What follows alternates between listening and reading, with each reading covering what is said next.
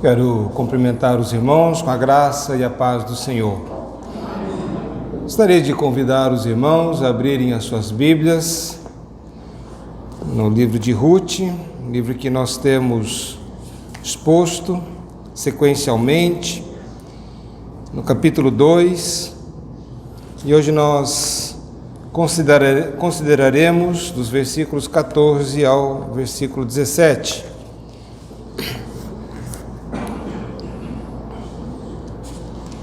Ruth, capítulo 2, 14 até 17. Diz assim a palavra do Senhor Deus: À hora de comer, Boaz lhe disse: Achega-te para aqui, e come do pão, e molha no vinho o teu bocado.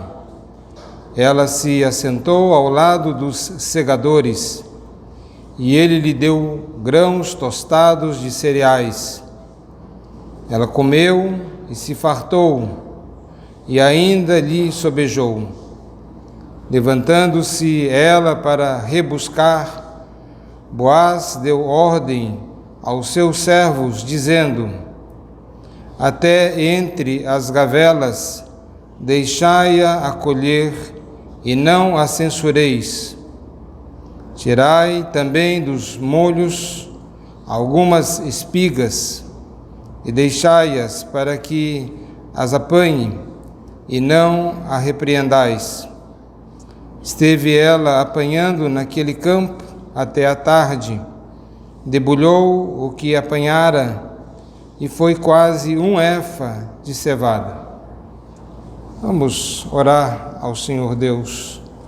Santo e eterno Deus, Deus de toda graça e misericórdia, neste momento em que abrimos a Tua palavra santa, sagrada, que é a voz do Senhor para nós, para o Teu povo, pedimos que o Senhor, pelo Espírito, venha abrir os olhos do nosso entendimento para compreendermos com clareza a Tua palavra revelada. E suplicamos também, ó Senhor, que o Senhor venha inclinar nossos corações para Ti, para vivermos de conformidade com o Teu Evangelho, para não sermos somente ouvintes da palavra, mas praticantes, conforme o Senhor Jesus tem nos ensinado. Ser com Teu povo aqui presente, ó Deus, ser com Teu povo espalhado por toda a terra. Que a Tua paz, Tua graça, bondade e misericórdia seja sobre a Tua igreja. Assim nós oramos, em nome do nosso Senhor e Salvador Jesus Cristo. Amém. Irmãos, já temos considerado neste capítulo, neste texto, e mostrado que eles estão nos campos de Boaz, fazendo aquela diferença sobre os campos de Moabe, onde a família havia saído, a família de Elimeleque havia saído para buscar sustento, pão, em tempos de dificuldade. Mas aqui nós vemos esse outro contexto, esse outro cenário agora. Estão nos campos de Boaz. E vimos algumas cenas aqui. Vimos daquele primeiro momento e da conversa de Boaz com o seu servo, que está ajudando ali com seus segadores, aquele que orienta, aquele que está em autoridade sobre aqueles homens. Vemos um segundo momento, a partir do versículo 8, o primeiro diálogo de Boaz com Ruth. Os irmãos podem ver e nós consideramos esse texto. E agora, esse terceiro momento, quando na hora da refeição, a hora de comer, como nos diz o verso 14, onde também se aproxima e Boaz dirige a palavra também a Ruth.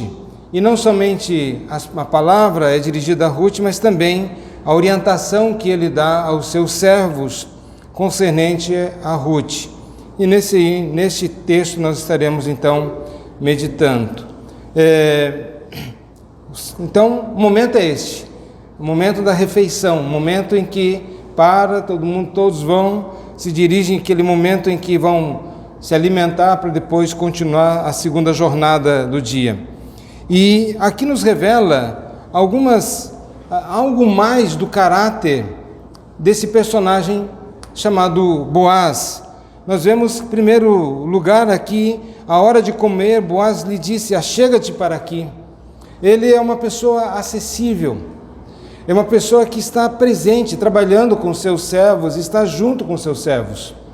Não é daqueles que eu sou o maioral, eu sou o senhor, eu sou o dono, eu sou o proprietário e vocês estão aí. Nós, portanto, vamos manter a equidistância, eu aqui, vocês aí. Não, ele era alguém que estava juntamente com seus segadores, com seus trabalhadores e com todos aqueles que ali estavam, preocupado, perguntando sobre aquelas pessoas que estavam no campo, inclusive ouvindo o relato lá do seu trabalhador acerca de Ruth, como é que era e como chegou e o que ela estava fazendo. Ele, portanto, alguém que não está alheio às coisas que estão acontecendo, está muito presente, não é um personagem ausente, distante, mas um personagem que está ali muito presente naquilo que está acontecendo. Ele é, portanto, uma pessoa muito acessível.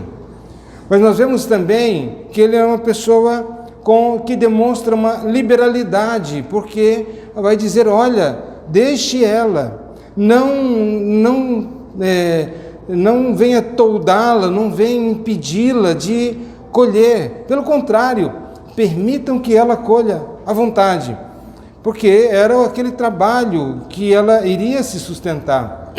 E Boaz sabia do histórico, do fundo histórico de Ruth, como ela tinha deixado a sua família, a sua terra, os seus deuses, enfim, deixou tudo para acompanhar Noemi, indo até a terra lá de Israel, indo lá para as terras de Belém, a terra do pão. Pois bem, e ela ali, como estava trabalhando, né, ele se mostra, portanto, esse homem acessível, esse homem também liberal, homem generoso, embora tendo muito, mas demonstrando essa liberalidade, essa generosidade. Mas também esse cuidado, esse protetor: olha, dei ordens para que os meus trabalhadores não mexam, não venham com nenhum atrevimento, nada disso, se comportem. Portanto, ele demonstra esse cuidado, cuidado para com Ruth. Mas claro que certamente ele demonstrava esse cuidado para com todos aqueles que estavam debaixo da sua autoridade.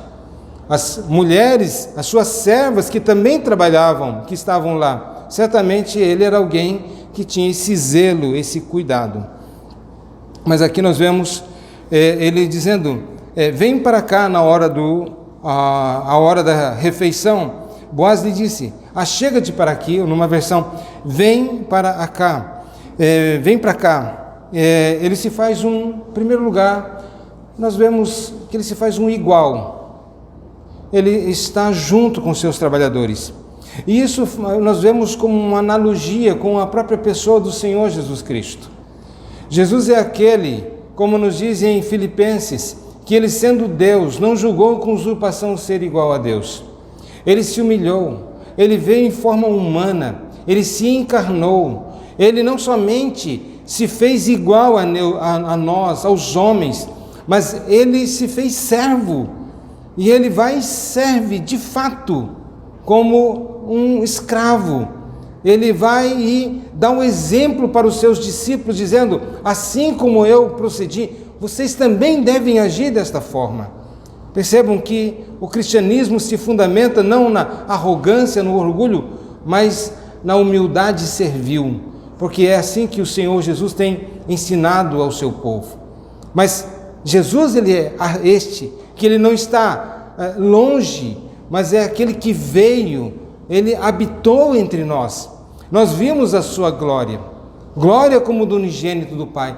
Ele se revelando aos homens, ele se fazendo presente. E não só no sentido presencial, no seu ministério terreno, mas também presente todos os dias conosco. Ele sempre está conosco. Ele nos prometeu isto.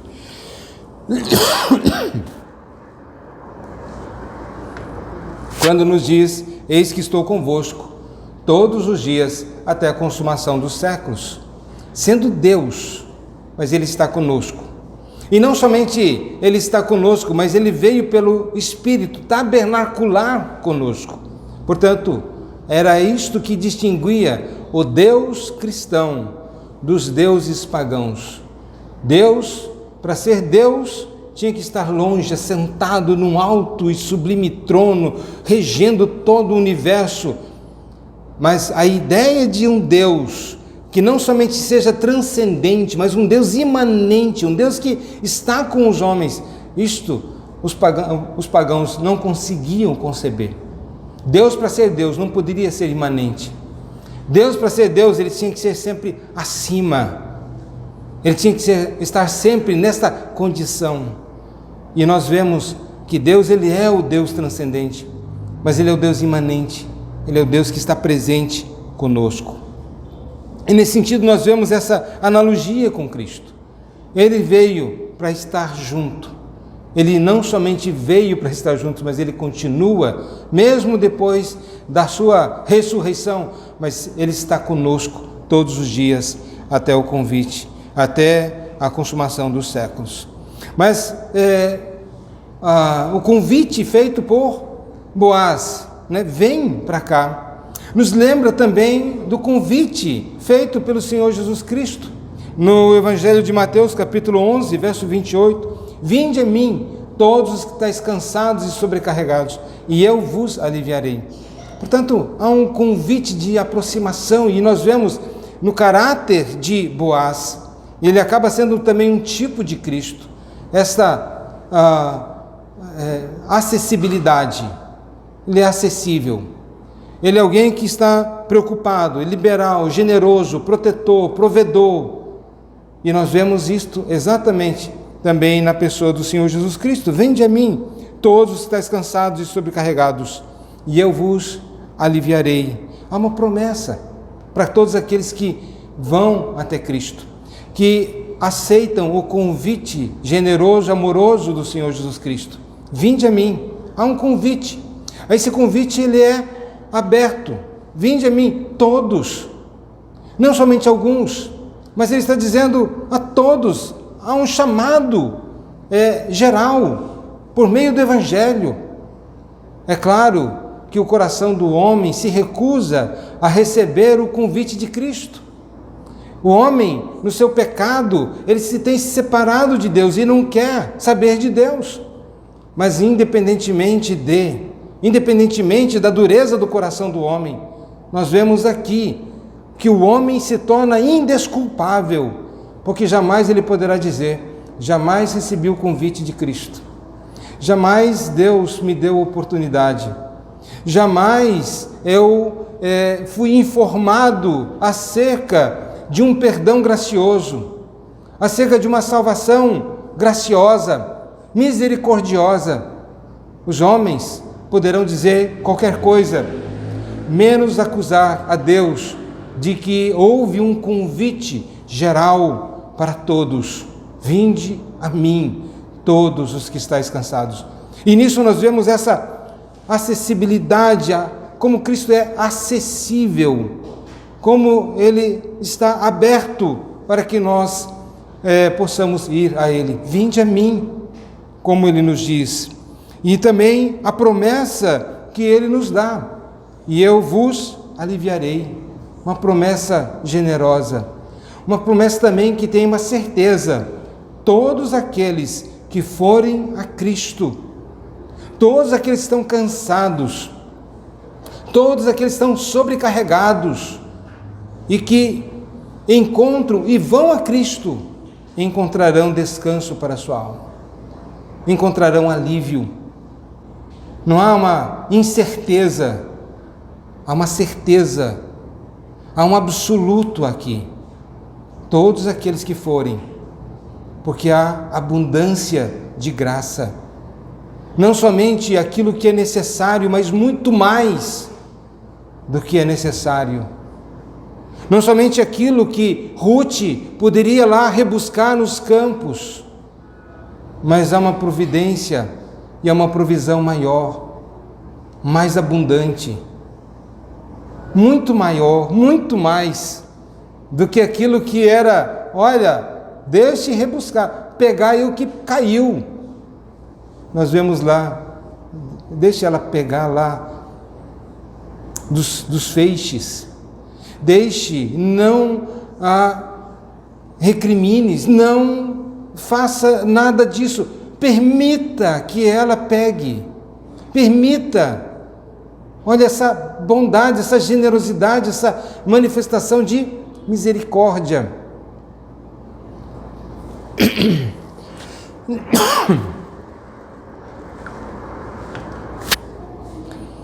E vemos aqui então essa analogia.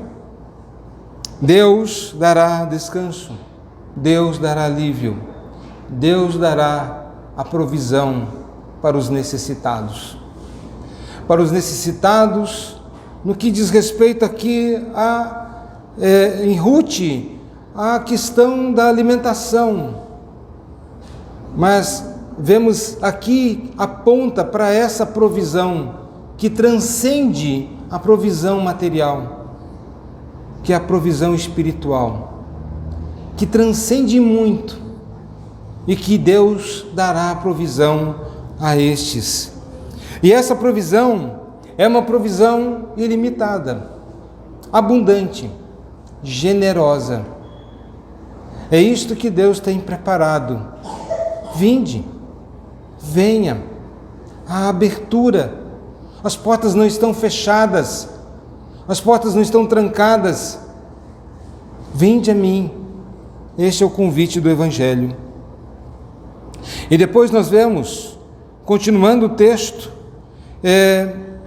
achega-te para aqui e come do pão, molha no vinho o teu bocado. E aqui nós vemos esses dois elementos, tanto o pão como o vinho, e aponta para esta realidade também para Cristo, que Ele é o nosso pão e o nosso vinho. Por meio do seu corpo nós somos nutridos, por meio do seu sangue nós somos purificados. Mas isso remete também, historicamente, para o livro de Gênesis, no capítulo 14, versículo 18 ao versículo 20. Eu convido os irmãos a abrirem Gênesis 14, 18 a 20. Nos diz, ouvindo, 18 a 20, Melquisedeque, rei de Salém, trouxe pão e vinho, era sacerdote do Deus Altíssimo. Abençoou ele a Abrão e disse, bendito seja Abrão pelo Deus Altíssimo, que possui os céus e a terra. E bendito seja o Deus Altíssimo, que entregou os teus adversários nas tuas mãos. E de tudo lhe deu Abrão o dízimo. Melquisedeque, ele é um tipo de Cristo. Nós vamos ver também com clareza isto lá no livro de Hebreus, que fala sobre o sacerdócio de Melquisedeque, que é um sacerdócio superior ao sacerdócio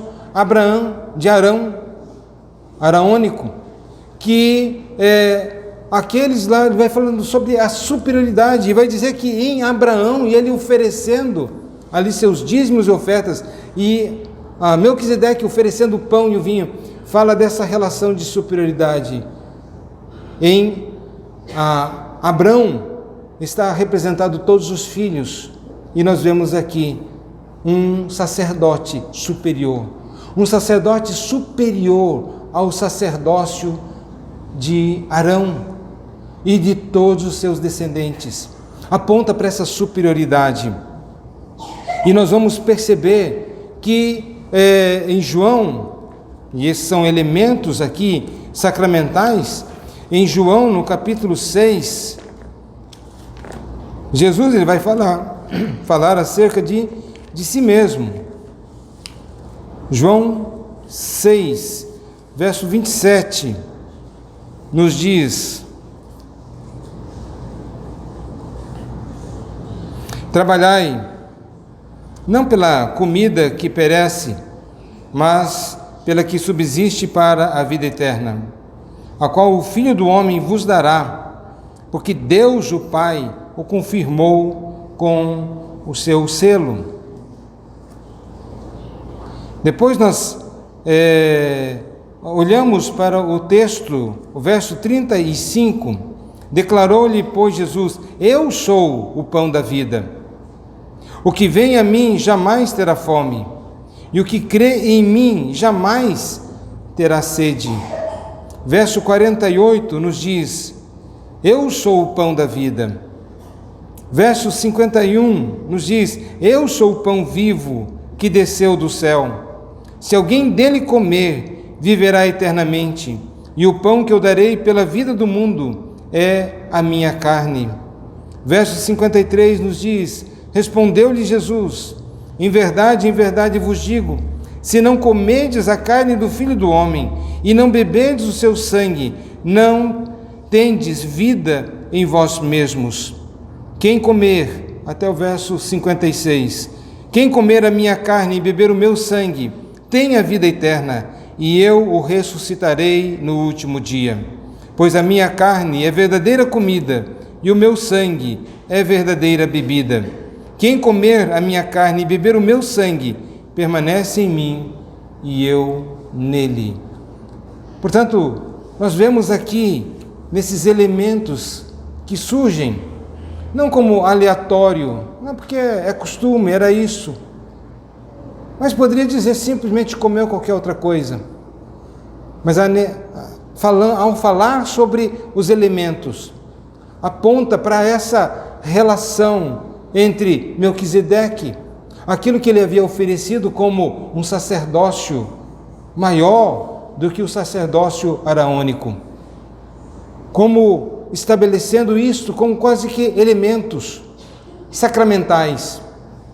Depois nós vemos agora na pessoa do Senhor Jesus Cristo ele dizendo: pois é, vossos pais comeram no deserto e morreram, mas eu sou o pão vivo que desceu dos céus. Aquele que come de mim jamais morrerá, pelo contrário, terá vida eterna, e eu o ressuscitarei no último dia.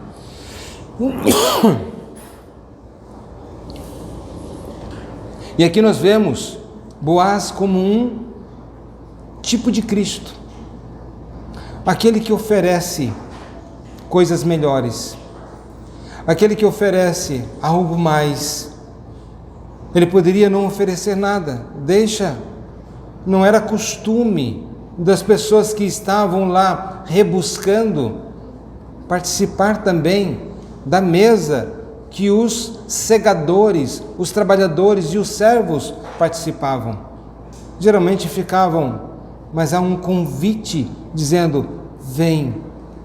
E há um sacrifício maior, há uma abundância maior, há algo que nós vemos aqui, um pão, o vinho superior ao de Melquisedeque, ao de Boaz, que é o Senhor Jesus Cristo. Um sacrifício maior, que é uma verdadeira comida, é verdadeira promessa, verdadeira bebida, é uma promessa que foi dada aos filhos da fé. Então, como nós vemos em João, voltando para João, e nesses textos que nós havíamos lido, no verso 37,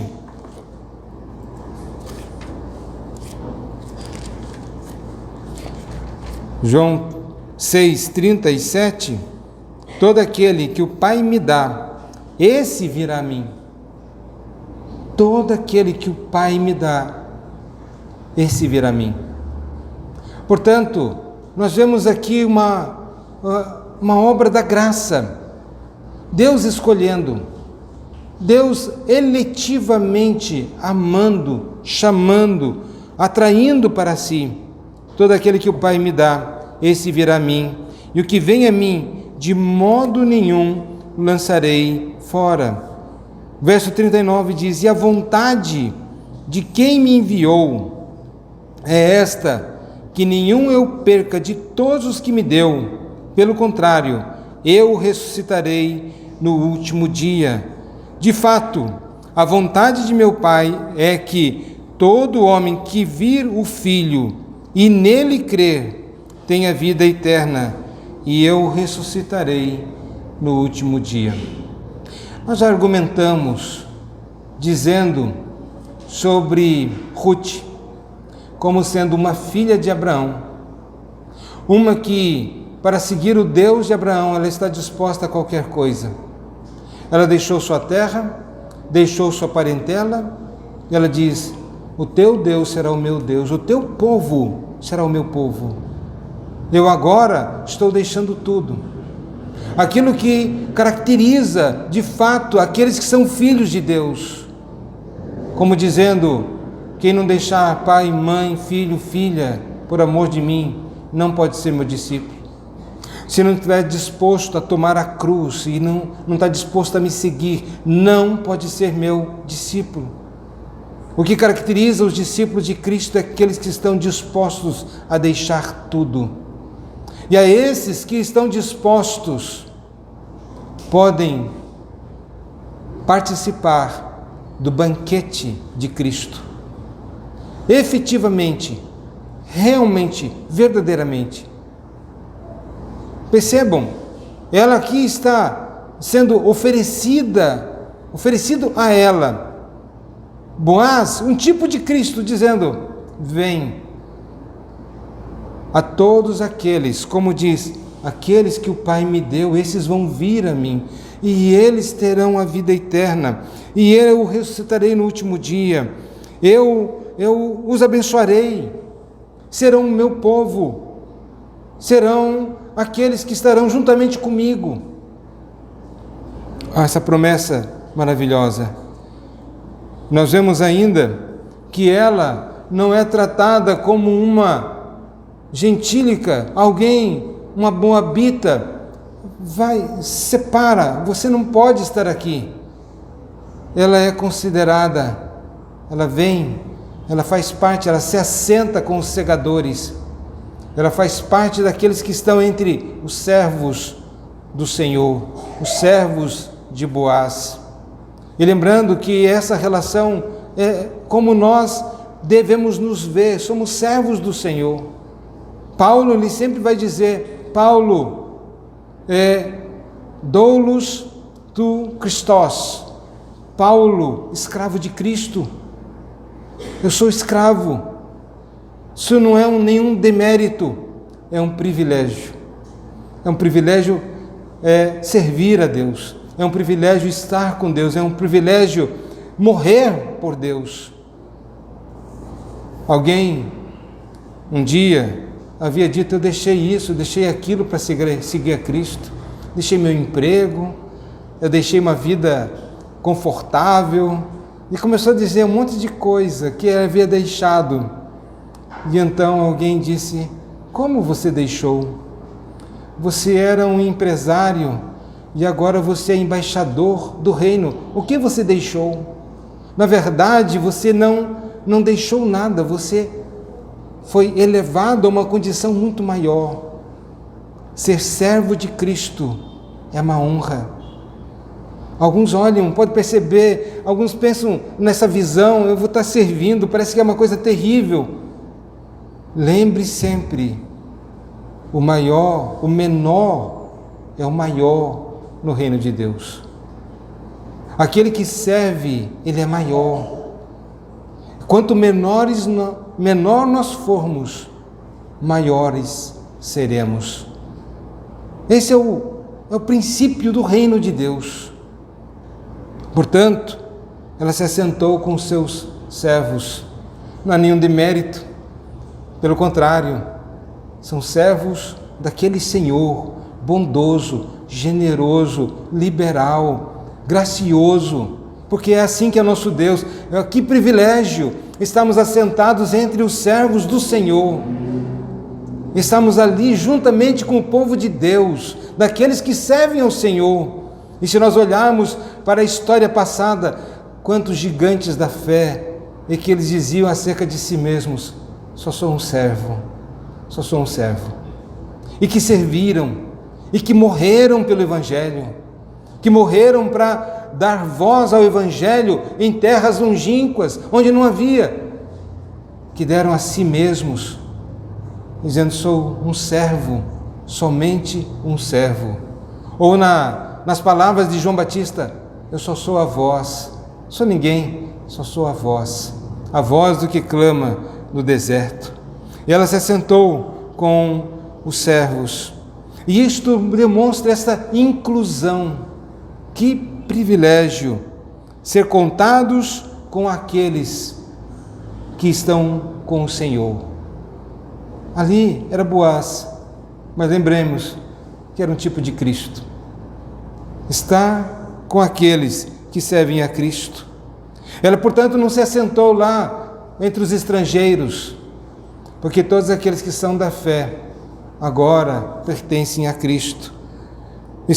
Não estão mais no pátio dos gentios, mas faz parte daqueles que é um só povo, uma só igreja, um só corpo. Embora tendo muitos membros, mas um só corpo. Somos como aqueles que são da família da fé. Somos da família da fé. Ela é incluída. Parece ser uma coisa tão simples, mas essa inclusão é algo tão importante. Em João, capítulo 15, verso 15, nos diz: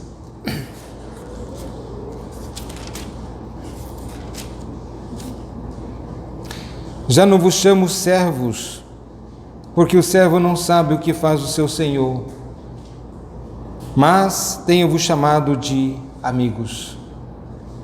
É claro que naquela relação que eu falei sobre servos, e Paulo se identifica como escravo de Cristo, mas olha a relação que ele diz: vocês são meus amigos, vocês foram incluídos no rol daqueles que têm intimidade. Os amigos são assim, né? Lembra daqueles seus melhores amigos? Você vai, entra no quarto e brinca, e é tão bacana. A intimidade. Você não pode dizer: ele é meu melhor amigo. Eu não posso nem entrar na casa dele, mas ele é meu melhor amigo. Ele nunca me fala nada, mas ele é meu melhor amigo. Isso não existe. O melhor amigo é aquele que tem toda a liberdade, inclusive de puxar a orelha quando necessário. Mas vejam a provisão que estava sendo feita para Ruth, quando nos diz que ela comeu e ainda sobrou. Nos diz: ela se assentou ao lado dos ceifeiros, dos segadores, e ele lhe deu grãos tostados de cereais, fez a provisão, mantimento. Ela comeu e se fartou, e ainda lhe sobejou. Tal é a abundância, que deu o suficiente, comeu fartamente e ainda sobrou. Isso nos lembra novamente da pessoa de Cristo. Quando olhamos lá para Marcos, no versículo 42 a 43, olhem para esse texto, Marcos 6, 42 a 43, diz: todos comeram e se fartaram. Todos comeram e se fartaram. E ainda recolheram 12 cestos cheios de pedaços de pão e de peixes. Os que comeram dos pães eram 5.000 homens. É claro que outro texto ainda vai dizer: fora as mulheres e fora as crianças. Todos comeram, se fartaram. aqui aponta para a abundância do Evangelho. Lá todos comeram, Ruth comeu, se fartou e ainda sobrou. E aqui no caso sobrou 12 cestos. E esse número é muito importante porque aponta para as 12 tribos de Israel, que é a completude do povo de Deus do Antigo Testamento. É a plenitude da igreja do Antigo Testamento. São as 12 tribos. E o que isso nos ensina? Que ainda sobraram 12 cestos para cada tribo da casa de Israel. Ou seja, todos os eleitos foram contemplados. E para a igreja diz, a abundância na casa desse Senhor, não faltará bem nenhum, não faltará um mantimento, não faltará absolutamente nada. Deus fará a provisão para as almas daqueles que estão cansados e sobrecarregados. Mas vinde a mim, venham a mim. Nenhum dos filhos de Israel ficará sem o pão. E aí nós percebemos esta bondade de Deus. No versículo 15, nós vemos o princípio do trabalho e da diligência. Quando, depois dela ter comido e ter sobrado aquilo lá, ela não disse consigo mesma, bom, agora tem bastante, já comi, estou farta e ok, beleza, vou embora, já deu o expediente. Mostra aqui, levantando-se ela para rebuscar. O princípio do trabalho. A palavra de Deus sempre nos diz isso, já mencionei. Embora Deus estava fazendo a provisão para as viúvas, embora Ele estivesse fazendo a sua provisão para os pobres da terra, mas essa provisão não era, ei, deem alimento aí para os pobres. Qual era a provisão? Deixem aí para que os pobres venham. Eles vão ter que arregaçar as mangas, eles vão ter que fazer alguma coisa. Não é um sistema assistencialista aonde tira toda a responsabilidade da pessoa. De fato, algumas pessoas não vão ter condições de fazer, talvez, e vão precisar realmente de toda a assistência de uma forma absoluta. Mas numa sociedade, muitas pessoas estão precisando, mas muitas estão em condições de necessitados, porque eles se colocam numa condição de necessitados, porque não têm a coragem de arregaçar as mangas para fazer absolutamente nada. Muitos, as suas atraem sobre si mesmos a necessidade. Mas nós vemos aqui o exemplo de Ruth. O que ela faz? Já tem o suficiente. É a política do pescador artesanal. Sabe como é que é? Ele pesca. Pode ser que tenha alguns diferentes, mas vou falar de um ponto de vista mais geral. Ele faz a pescaria, vende o peixe. Aquele dinheiro dá para uma semana, ele fica uma semana em casa. Depois que vem a necessidade, ele vai sair para pescar de novo. Ele sempre vai viver nessa. Ele nunca pensa, puxa, se eu trabalhei, ganhei, foi bom o rendimento, deixa eu fazer de novo, deixa eu melhorar a vida. Muitos agem desta forma e atraem sobre si mesmos a necessidade e nunca se preparam para um futuro, nunca fazem um sistema para si mesmos, olhando que um dia ele vai envelhecer e talvez não vai poder trabalhar como ele trabalha quando jovem. Mas percebam, ela levantando-se para rebuscar, ela vai diligentemente, mostra a diligência de Ruth. E como nós vimos, Ruth, no livro na Bíblia hebraica, por assim dizer, Ruth está logo depois de Provérbios. O último livro de Provérbios, o último capítulo de Provérbios fala sobre o quê?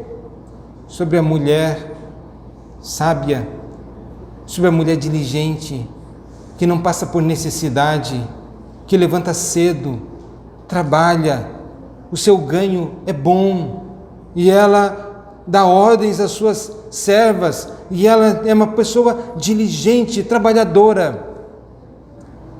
Diz lá em Provérbios, capítulo 31, levantando-se ela para rebuscar. Portanto, o texto de Provérbios 31 aponta para Ruth, levantando ela para rebuscar. Boaz deu ordem, e aí nós vemos agora o princípio da generosidade demonstrada por Boaz. Diz, olha, deu ordem para os seus servos, dizendo, até entre as gavelas deixai-a colher e não a censureis. E ele procede de uma forma correta, porque ele poderia dizer, sabe de uma coisa? Vou fazer uma cesta básica aqui para Ruth, não vai nem precisar nem trabalhar, eu vou montar uma cesta e vou mandar para ela pode ficar lá na casa dela. O princípio bíblico não é esse. O princípio bíblico não é do assistencialismo. A generosidade não tira a responsabilidade. E ele deu ordem a seu servo dizendo, até entre as gavelas, deixai-a colher. Não a censureis, deixe ela fazer, mas ela vai ter que fazer. E tirai também dos molhos, algumas espigas, e deixai-as para que as apanhe, e não a repreendais. Ele mostra a generosidade, mas mostra a generosidade de uma forma correta. Às vezes podemos ser generosos com pessoas. Hoje vemos muitas pessoas com saúde pedindo, e às vezes você pode dizer, limpa aqui, faça alguma coisa, mas esse é o princípio. Não se pode ser conivente com a preguiça, com a ociosidade. Essas coisas são pecados diante do Senhor Deus. Tá bom, eu vou dar assistência para você que está pecando contra Deus, mas é instruir, é ensinar, é falar, é orientar, como cristãos mesmo, e dizer, olha, você não pode ficar comendo o pão da preguiça. Eu já dei esse exemplo aqui na igreja, que um dia bateu um rapaz forte, pediu ajuda, depois de muito conversar, ele contou a história da vida dele. O pastor tem que ter paciência. E aí então eu falei, porque só dá, me dá, te dou. Não, senta aí, vamos conversar. Porque alguns não querem nem conversa, eles só querem e pronto. Não, se você não está pedindo a minha ajuda, você vai ter que ouvir também. E depois dele tanto falar, eu falei, olha, você não pode comer o pão da preguiça. Ele, o que é isso? Pão da preguiça significa que eu quero comer algo que eu não fiz nada. E aí fui orientando, conversando. Alguns meses se passaram, ele chegou em casa de novo, bateu e agora ele estava vendendo coisas e disse, pastor, muito obrigado. Obrigado, pastor. As suas palavras me fizeram mudar de atitude. Eu percebi que estava em pecado. E agora ele estava até na igreja, numa igreja aí, não sei qual é a igreja, mas estava numa igreja. O princípio da generosidade. E aí nos diz o texto, concluindo, vendo o ganho do seu trabalho, que esteve lá, e foi quase um efa, esteve ela apanhando naquele campo até a tarde. Olha a diligência, como esse texto fala da diligência. Como esse texto, quantas vezes os irmãos não viram o testemunho lá do chefe, dos segadores, dos ceifeiros, dizendo, olha, ela está assim, né? O capataz, olha, ela veio, ela está desde manhã, ela parou só um momento, em algum momento ela parou para ir na choça, ela deu uma descansada e depois ela voltou e está aí a manhã todinha. Agora terminou o almoço, agora ela vai lá e se levanta. Percebam que ela vai antes das servas. Ela já está indo para lá e o Boaz chama: ei, vem cá. Deu ordem às suas servas: deixem. Ela já estava indo. E nos diz aqui: até a tarde. Se nós podemos colocar aqui a teologia do trabalho, da santidade do trabalho, de como é digno o trabalhador do seu salário, como é digno e como é honrado não ser preguiçoso, ser trabalhador. Vemos aqui em Ruth essa expressão que podemos ver nela: uma mulher piedosa, temente a Deus, uma mulher que não come o pão da preguiça. E aqui nos diz que, verso 17, debulhou, esteve então ela apanhando naquele campo até a tarde, debulhou o que apanhara, e foi quase um éfa de cevada. Um éfa aqui, numa outra versão, ela seria mais ou menos 25 litros, 22 a 25 litros de cevada. Isso em quilo dá um pouco menos do que isto, né? Deve dar aí talvez uns 15 quilos de cevada. Mas a questão é que vemos como ela trabalhou diligentemente. Isso deve ser bastante, né, para uma pessoa sozinha, e recolheu tudo isto aí. Pois bem, irmãos, o que nós podemos aprender? Em primeiro lugar, irmãos, nós vemos como Deus, Ele está nos campos de Cristo. É algo tão maravilhoso. Mas estar nos campos de Cristo, não de Boaz agora, exige que nós sejamos trabalhadores. Deus não quer aqueles que lançam a mão no arado e ficam olhando para trás. Já no Novo Testamento nos ensina sobre isto. Quem lançar a mão no arado não pode ficar olhando para trás, medindo quanto que já fez. Já andei bastante, né? Já está pronto para dar uma descansada. Ele é aquele que deve continuar. Aqueles que estão trabalhando nos campos de Cristo têm um excelente Senhor que está atento, que faz a provisão, que tem a preocupação, que dá as regras, que dá as leis, mas que demonstra a sua bondade, a sua generosidade, muito mais do que nós merecemos, porque na verdade nada merecemos. Estar com Cristo, meus irmãos, e poder participar do pão, poder participar do vinho, poder participar da própria pessoa de Cristo, que privilégio que é para aqueles que creem, não para os incrédulos, não para aqueles que não têm o temor de Deus, mas para aqueles que estão andando no temor de Deus. Para nós, como pessoas, como cidadãos, nos ensina na diligência do trabalho, de sermos diligentes, não sermos preguiçosos. Afinal de contas, meus irmãos, tudo que nós fazemos deve ser feito para a glória de Deus. Quer comais, quer bebais, ou façais qualquer outra coisa, faça para a glória de Deus.